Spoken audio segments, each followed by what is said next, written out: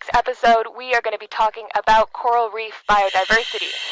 We are broadcasting live here from the lovely dive site Mixing Bowl, which is situated in the Bloody Bay Marine Park, a marine protected area just off the coast of Little Cayman.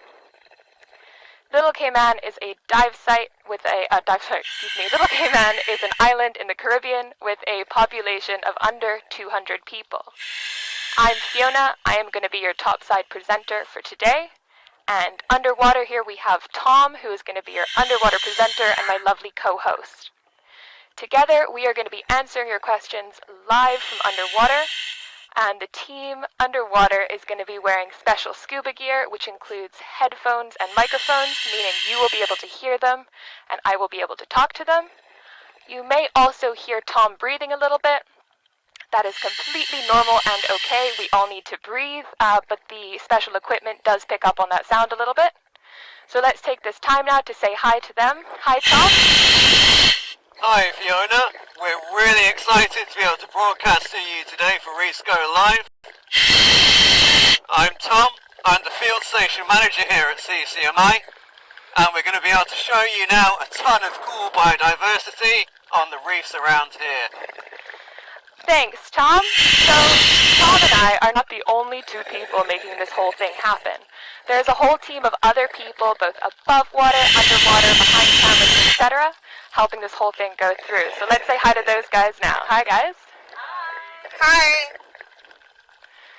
So, throughout this whole broadcast, what we really want from you guys is to be asking us questions. So at any time throughout the whole thing, please feel free to ask anything you want Tom to answer. There is a chat box to the right of your screen, so drop your questions in there at any time. It would be great if you could include your name, just your first name is fine, your age and your location, which could be the name of your school if you guys are at school, or the state or country that you're in. If you are watching today with students, we do have education materials, which the link is in the description of this video, and we're also going to drop that link in the chat box right now. If you are not already subscribed, there is that red button that you can hit to keep up with the rest of our content, and you can register through our website for more Reefs Go Live specific material. Back to the broadcast now. As I mentioned before, we are at Mixing Bowl, which is a very famous dive site here in Little Cayman, and it is a fantastic example of biodiversity. It got the name Mixing Bowl because it's actually where two very different walls meet or mix. The first wall is the famous Bloody Bay Wall, which many people come from miles and miles around to come diving on. It is a very sheer vertical wall that goes down to somewhere between 3,000 and 6,000 feet. And Bloody Bay Wall meets Jackson Bight, which is a much more gradual sloping wall. Because you get this culmination of these two walls, you get a whole variety of topography at this site. You get obviously that sheer drop, you get that much more sloping coral, and then you also get big sand patches and rubble and coral heads, so we're looking for a lot of different things.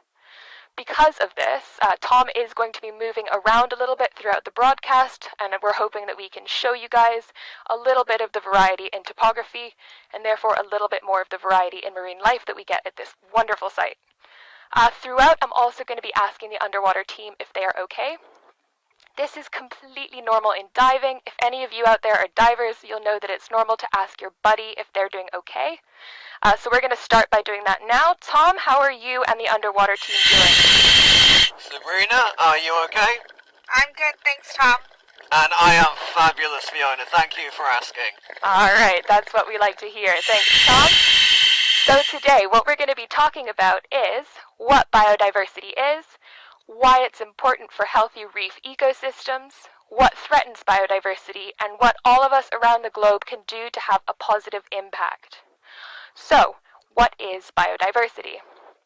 Essentially, biodiversity is the variety of living things within an area. This includes animals, plants, fungi, bacteria, and other microorganisms. We can talk about biodiversity in terms of levels or scales, so you can talk about it in terms of genetics, within different groups, within one specific species, or within an ecosystem as a whole. What you can break it down to is that biodiversity is how we can all describe variety. Tom, would you be able to give us an example around you of some biodiversity? I certainly can, Fiona. So we're just on the little slope of the reef here, dropping down to this sandy patch to my right. Now in this little sandy area here we have a little school of goatfish. You may be able to see them there, hanging around with a few of these snapper. Now they are interspersed amongst all of these different Gorgonian sea fans and sponges. Down here we have a few examples of different coral species that are helping to build up the reef. And then we have lots and lots of different other fish and things. Oh, there's a little GT, jack up there, cruising overhead. And beyond that, we even have all these small organisms like different crabs and shrimp that inhabit the sand next to me. And even more plankton, algae, small plants, things like that. Little animals and bacteria that live within the water column that are too small for us to see with the naked eye. Thank you, Tom. That is a fantastic start at showcasing all the wonderful biodiversity we have here on this site. Can you explain to us a little bit more about why it's so important that there is so much biodiversity on the reefs? Well, Fiona, you can think of it in terms of community. Like, say, your community at home, in your local town, village, or even your school. So all of these different partnerships, relationships on the reef, be that predator and prey, be that competitors, or be that, say, partnerships between different animals, they all combine.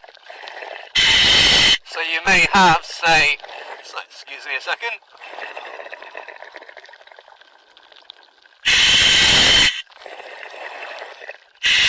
You may have something like a cleaning station that unfortunately I can't see right here, where you have different little cleaning wrasse or shrimp. And they actually provide an important service on the reef, where they remove dead skin and parasites from other larger fish species. We're also heading towards the drop-off a little bit now, where you may have upwellings of plankton, which are fed on by planktivores, which are in turn fed on by larger predatory species, like the jack we saw swim by before. Thank you, Tom. That is a great explanation, so thank you so much. How are you and the underwater team holding up down there? Sabrina, are you okay? Oh, good, thanks, Tom. And I am great, thank you. Alright, thanks so much, Tom. So as Tom mentioned, cleaning stations are very, very important and a good showcase of biodiversity on our reefs here. Another good way to understand biodiversity is by thinking about food webs. So I'm sure most of you know about food chains, and Tom actually just described a really interesting one, which is the tiny little nutrients upwelling from the deep, the slightly bigger creatures eating those, slightly bigger creatures eating those, etc., until you get something like a jack or a shark or a grouper or a really big fish. If you have lots and lots of those little food chains within an ecosystem, they all come together to create a food web. Now, food webs with low biodiversity within them are very vulnerable. That is because a food web that is dependent on one species to fulfill a critical role, and if that species is compromised by overfishing, by invasive species, or maybe by disease, then that whole food web and potentially that whole ecosystem is vulnerable to collapse. Tom, would you be able to give us another example of a food chain relationship? Sorry, Fiona, can you say that again? Yeah, would you be able to give us an example of another food chain relationship? I certainly can. So now we're here at the edge of the reef where it drops away into deep water. You may just be able to see there's some of these little planktivorous fish that live along the reef edge here. So they feed on the tiny, tiny animals that come in from the open ocean on the current. And we actually have some larger fish species, like there was just a jack that cruised by behind Sabrina that would prey on these smaller fish. That is a fantastic example. Thank you so much, Tom. So a biodiverse ecosystem, meaning an ecosystem with a lot of variety in it, has more functional redundancy in trophic levels, meaning essentially they have more leeway if one species within that food web level dies out or something happens to them, if they have other species on that level to fill in their role for them. So an example of a biodiverse ecosystem having functional redundancy would be an ecosystem with a wide variety of herbivorous fish. An example where that wasn't the case is actually here in the Caribbean, where a lot of the parrotfish were overfished. So then you miss out a lot of those herbivorous fish, and actually if you live here in the Cayman Islands, or if you live in the wider Caribbean area, you will see that the coral reefs are suffering as a result. We also have what we call keystone species within a food web. Those are the species that have a much greater impact on the food web if they are affected. An example of that also here in the Caribbean is the long-spined sea urchin. Between 1983 and 1984, these sea urchins suffered a huge die-off, where as much as 90% of their population was decreased. The algae had previously been kept in check by these herbivorous urchins. Tom, what happens when the urchins aren't there to keep the algae levels down? Well, Fiona, if you look along the reef all through this area, in amongst the little coral heads, you might notice there's a lot of turf algae, branching away algae, and other species. Now these algae, they're able to outcompete the corals in the area, so you might also notice there's not a lot of other fish all through here. And you can also see there's quite a lot of little bits of rubble where things have collapsed and broken down. Now what this also means is that for the baby corals, because they can smell a healthy reef ecosystem, and they can also smell, if you like, an algal-dominated reef, they will continue to cruise on the currents past this area, looking for a better habitat for themselves. So this patch could either continue to decline, or just take a lot longer to recover. That is a very good explanation, Tom. Thank you so much. So as you can see, as one species declines, in this specific example, that is the long-spined sea urchin, it has a much greater impact on the ecosystem as a whole than just having that one species decreasing. Biodiversity also supports genetic variation within a species, meaning that a species that contains a whole lot of biodiverse genetics is actually a species that is usually better equipped to deal with adaptations. Tom, could you give us an example of this? I certainly can, Fiona. So we actually have an example from CCMI ourselves. So in 2019, at our coral nursery, our scientists actually observed an incidence of coral disease amongst the staghorn corals there. Now luckily we had 14 different genotypes of these staghorns, so while some of the individuals died, others were actually able to survive and to go on and to thrive. That is a great example, Tom, and also very relevant to any one of you living here locally. Another similar thing to coral disease is coral bleaching. And scientists have found that some individuals within a coral species are better at surviving the warmer water temperatures. If scientists can understand why they're able to do this, that is going to help us protect our reefs going into the future. Reduced biodiversity within an individual species makes that individual species of, in this example, coral, much more vulnerable to extinction. So we all want coral reefs to remain healthy and survive because we think coral reefs are pretty. And we love coral reefs because we like the animals that live on them. We want the homes to be kept for turtles and sharks and dolphins and lobsters and all those cool animals. But we as humans also need coral reefs. We are very dependent on coral reefs. For one reason is to break up storm waves. So if the coral reefs weren't there to break up these big storm waves, the storm waves could affect coastal developments, coastal towns. They could erode a lot of the coast, and it could also destroy habitats for more terrestrial animals. It is also very vital to have coral reefs for medical research. Scientists have been finding a lot of new chemical compounds within coral reefs that have been used to really further research to find cures for new diseases and all those things like that. So it's very vital for medical research. It's also very important because many people, their livelihood depends on small-scale local fishing. We want to know why all of you guys out there listening, why do you care about healthy, biodiverse reefs? So again, feel free to drop any comments in that little chat box to the right-hand side of the screen. And whilst we're waiting for that, Tom, can you tell us about anything else cool around you at the moment? Well, Fiona, we're now on a little bit close to the top of the reef, just at the crest. And if you look around me here, you'll see there is a huge number of these yellowtail snappers. Lots of other small fish around them.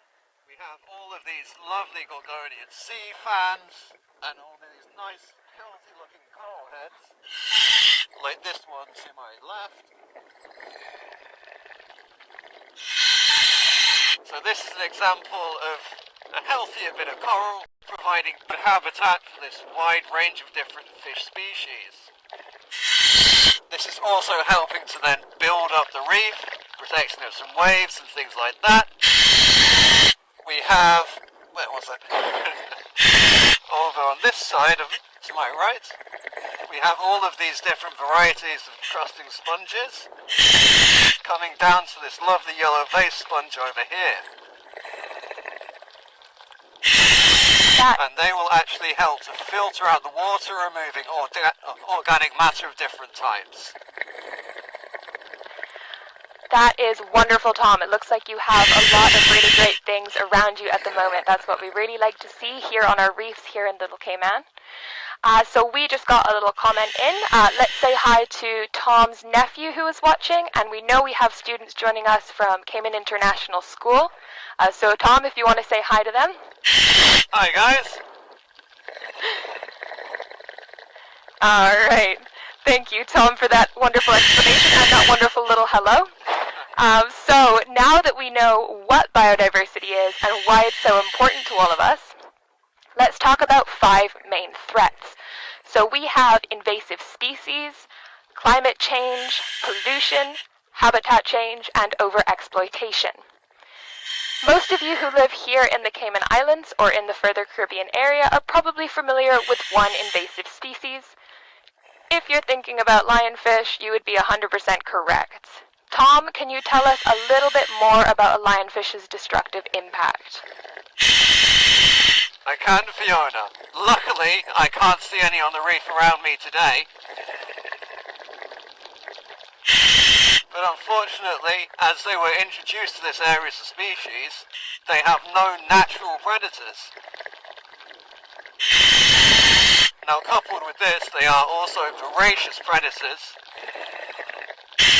So they will eat almost anything that fits into their mouth, including the little animals from the cleaning stations that we mentioned earlier.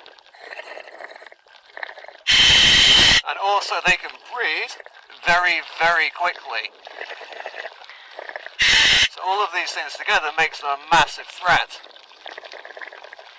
That is the unfortunate truth for a lot of invasive species, and very specifically lionfish here in the Caribbean. Tom, we do have another question for you very quickly. So Lily asks, if half a piece of coral is covered in algae, do the fish move to the other half, or do they just move to another reef altogether? Well, luckily fish can move around a little bit, so they are free to shift about as they like. But it really depends on the species. Some are a little bit more territorial, so they may want to stick to an area. Others may be able to adapt. So. That is a great answer, Tom. Thank you. Can you see any other of those 5 main threats that I spoke about when I talked about the lionfish? Are there any around you at the moment? Luckily, I haven't seen anything yet today.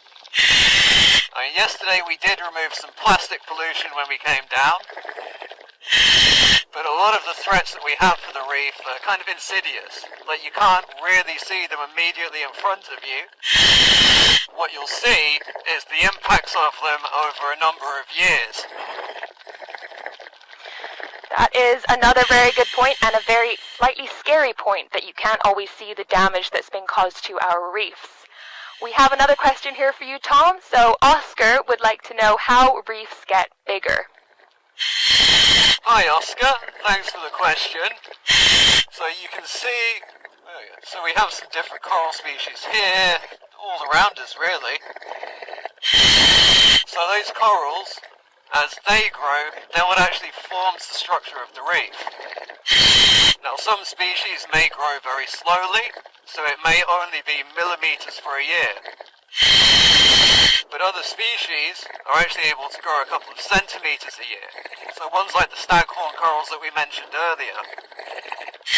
But they all play a vital function in actually building up and adding to the complexity of this reef. Very good answer, Tom. Sophia, another question from Sophia here.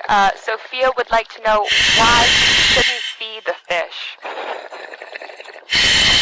So, Sophia, if you feed the fish, that can actually alter the fish's behaviour.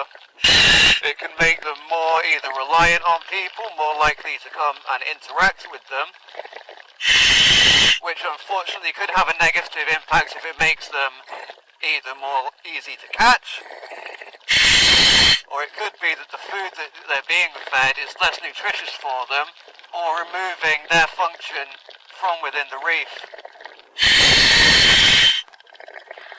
That is very well said, Tom, and that is a good thing for all of us to remember when we're in the water. We are visitors to this world, so we really just want to be observing without interacting. So thank you for those answers, Tom. And back to speaking about those 5 main threats, if we can think of the commonality between those threats, the unfortunate truth is that that commonality is humans. So we as humans are the ones that introduce these native species. If you live in Grand Cayman, or in any of the Cayman Islands actually, you will know about the green iguanas that we introduced. That was done by humans. We are partaking in activities that are causing climate change. We are responsible for nutrient runoff from the land. We create noise pollution. We cause oil spills. We are very destructive of the environment, especially for development. And we tend to have very destructive fishing habits. What we can basically say is that human activity in general is very bad for biodiversity. Tom, do you have anything to add to that?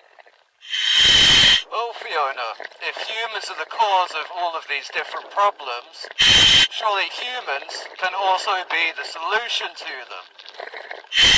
So what I'd like to know is what kind of suggestions people have, little things that they do either in their daily lives that they think could add up to make a bit of a difference for the environment here on the reef, or even their local environment at home. That is a very important point, Tom, and it's something that all of us need to remember. If we as a species are responsible for all this destruction, then surely we as a species should also be responsible for trying to reverse it as much as we can. I'm going to list some of the positive things we can do to have a better impact on our environment, but I also want to hear from you guys. So feel free to let me know things you are already doing or things you plan to do into the future that you think are going to have a more positive impact on our environment. So one thing you can do is you can pick up trash. Most trash is not biodegradable.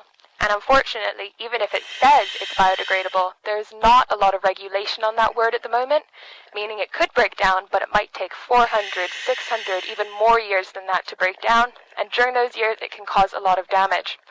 So if it ends up in the ocean, it can block really important sunlight from a lot of our ocean plants. It can also choke, entangle, and poison marine and terrestrial animals.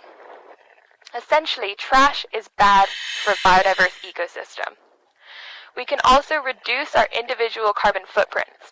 We can do this by walking more places, maybe by riding a bike if we have one. We can take public transport, and we can try and buy our fruit and veggies locally so that it doesn't have to fly thousands and thousands of miles on an airplane to get to us. We can also make better choices when it comes to food. So we can try and eat a little bit more plants and a little bit less meat. If we are going to eat meat, you can try and get it from a local farmer, And when you do store all your food, it would be great if you could store it in reusable containers as opposed to using single-use plastic wrap. If you are going to eat seafood, your best bet is to try and eat seafood very sustainably. Now, there's a lot of resources out there for you. So you can do a little bit of research. A great example is the Monterey Bay Aquarium Seafood Watch List. This is a very big, concise list of what seafoods are sustainable to eat at the moment, which ones you really want to avoid. Maybe they're endangered, you just want to avoid them. And depending on where you are in the world, if you do a little bit of research, you should be able to find something slightly more local to you. For example, if you live here in the Cayman Islands, there is the National Trust of the Cayman Islands Seafood Watch List, and that will let you know locally what's good to eat, what you really want to avoid. So that is a great resource for you guys here in the Cayman Islands. The Caymanian government is also really great at making marine protected areas around all three of the islands. For example, the one we're in right now, this is a marine protected area, and they're also pretty good at regulating fishing. So here in the Cayman Islands, we have fishing seasons. We also regulate the size of certain animals. So for some animals, if you catch them and they're too small, you by law have to put them back until they've grown a little bit more. And we also regulate the catch number for certain key species, such as groupers, lobsters, and conch. So only one of those animals per boat. What do you think of this, Tom? Well, they all sound like great suggestions to me, Fiona. Now, as the saying goes, I'm only one person, said 7 billion people. So all of these little things that we can just do in our day-to-day life, they do all build up to have a huge impact. I agree, Tom. So we can all do these tiny little things every day that we don't even think about. We can actually just create really positive habits. One thing I do is I bring this reusable water bottle with me everywhere I go. I haven't had to buy a disposable plastic water bottle for as long as I can remember. It's probably been years, and depending on where you live, actually, especially in cities, places do tend to have areas that you can refill your reusable water bottles, and restaurants are usually pretty kind in letting you fill up your water bottle there for free. So that is one little thing you can do that it does actually make a big impact overall. Another thing you can do is hold your friends and family just that little bit more accountable for their actions as well as yours. So just trying to create good habits in your general circle of friends and family. We do have another question quickly for you, Tom. Jackson would like to know how many types of fish live here. That's an excellent question, Jackson. Thank you. Well, within the reef systems around the world, there are actually thousands of different species. In the Caribbean, I believe it's several hundred species that live on the reefs here. But even just around me now, I can see at least 20 or 30 different species in my immediate vicinity. And that's just of the fish. That's not counting everything else that you can see through here, or even the stuff that you can't see. Like all the different little crabs and shrimp, all the different mollusks and stuff like that. That is a great answer, Tom. So we have a few more things coming in here for you, or comments actually. So Brandy from Baltimore said she loved visiting and she can't wait to come back. We agree, Brandy, we do love it here. Anything to add to that, Tom? Sorry, can you say that again, Fiona? Of course. Brandy from Baltimore said she loved visiting and can't wait to come back. We agree with this. We also love it here. Is there anything you wanted to add?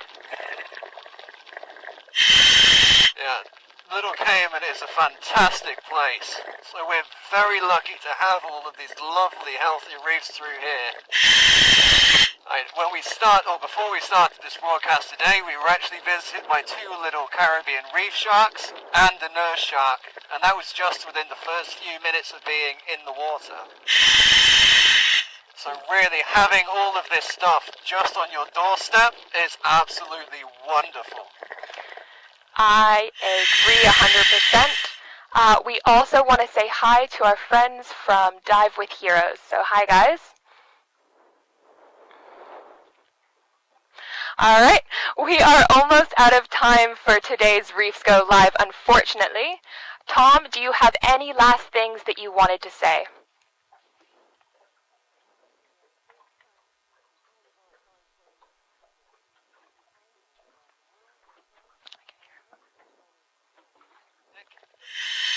I would also like to thank our topside team for being able to make this happen, doing such a wonderful job. Thanks, Tom. Flattery will get you a lot of places. Next week, we are... Or actually, give me one sec. I'm just going to let you guys know what we spoke about today. We did talk about what biodiversity is, why it is so important for healthy reef ecosystems, what threatens that biodiversity, and what all of us all around the world can do to have a healthier impact. Next week, on Friday, we are going to talk about coral reef threats. We're going to be paying special attention to the rising water temperatures and new and more frequent coral diseases. We're going to look at what scientists are doing to try and combat this and what they're studying in terms of genetics. And we're also going to talk about more examples of how the CCMI team here in Little Cayman is trying to restore the coral reefs. That is all we have time for today, so we want to thank you all for joining us, for your lovely questions and comments. We really enjoyed those. Don't forget to like, subscribe, and click the little bell button to receive notifications.